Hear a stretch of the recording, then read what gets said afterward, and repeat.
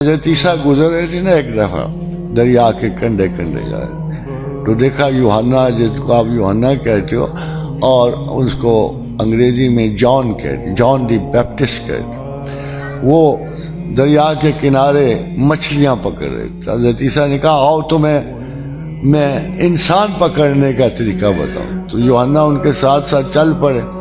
چلتے ہوئے حضرت عیسیٰ کی نگاہ پڑی تو دیکھا یوحنا کے پلے ایک پوٹلی سی بندھی ہوئی ہے، تو پوچھا یوحنا یہ کیا ہے؟ فرمایا یا نبی اللہ 2 روٹیاں ہیں۔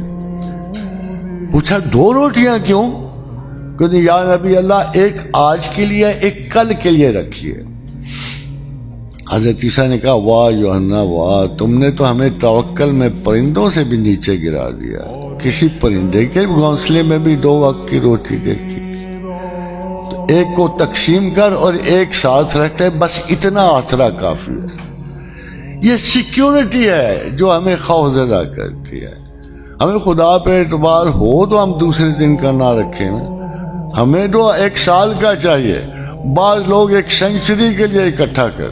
روٹی اللہ کے ذمے، پانی اللہ کے ذمے، آپ کی درستگی ہے کار اللہ کے ذمے، جاب اللہ کے ذمے نہیں، شادی بیاہ اللہ کے، اور تم آپ کے ذمے کیا ہے؟ میں تو اکثر خواتین کو یہ کہتا ہوں کہ تم وہ کام پکڑ لیتے ہو جو اللہ کے کرنے کے ہیں، تو پریشانی تو تمہیں ہونی ہے بھائی، وہ کام تو چھوڑ دو نا جو اللہ نے کرنے ہیں۔ اللہ نے رزق دینا ہے تو تم اس کی فکر چھوڑ دو، اللہ نے تمہارا قیام و طعام اور آنے اور جانے کا بندوبست کرنا ہے تو چھوڑ دو نا وہ فکر۔ یہ میں نہیں کہہ رہا، دیکھو آپ کہتے ہیں کہ میں کماتا ہوں، کوئی کہتا ہے میری بیوی کماتی ہے، کوئی کہتا ہے میرا خامد کماتا ہے، کوئی تو میرے بچے کماتے ہیں، یہ بہت بڑا جھوٹ ہے۔ اس لیے کہ آپ ہو کتنے، دنیا میں کتنی کس قسم کی مخلوقات ہیں، ان میں سے آپ کا کیا رینک ہے، آپ کتنی مخلوقات کا درجہ رکھتے ہو؟ آپ کو پتہ ہے دنیا میں کتنی مخلوقات ہیں؟ 13 لاکھ، اور 13 لاکھ میں سے آپ کتنے ہو؟ 1۔ اب مجھے آپ خود غور کر کے بتاؤ کہ 13 لاکھ میں سے 1 مخلوق کیسے دعویٰ کر سکتی کہ رزق میں کماتی ہوں؟ اور باقی کدھر جائیں گے؟ زمین و آسمان میں یہ پوری بکھری ہوئی کائنات جو ہے یہ کدھر جائے گی؟ یہ کیا کرتی ہے؟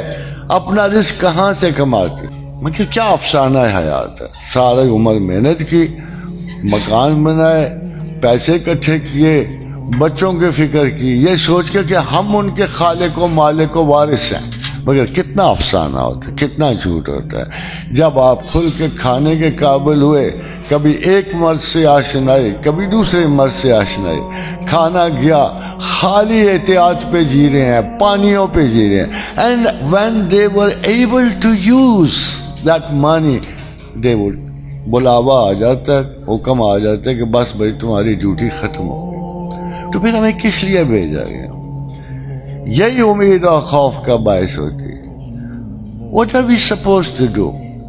آپ 14 میل اوپر چلے جاؤ نا تو آپ کا یہ بدن کسی کام کا نہیں۔